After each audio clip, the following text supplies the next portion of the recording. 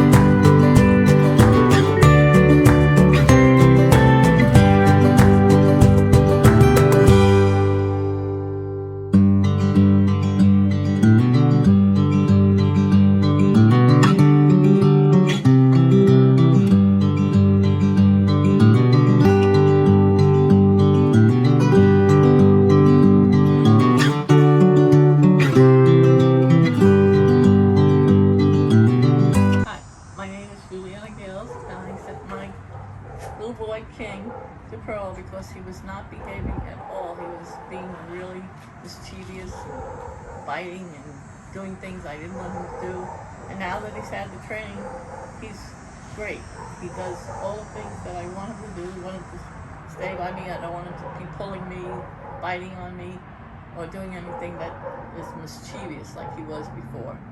He's really great now. I'm really happy with the training that he has had.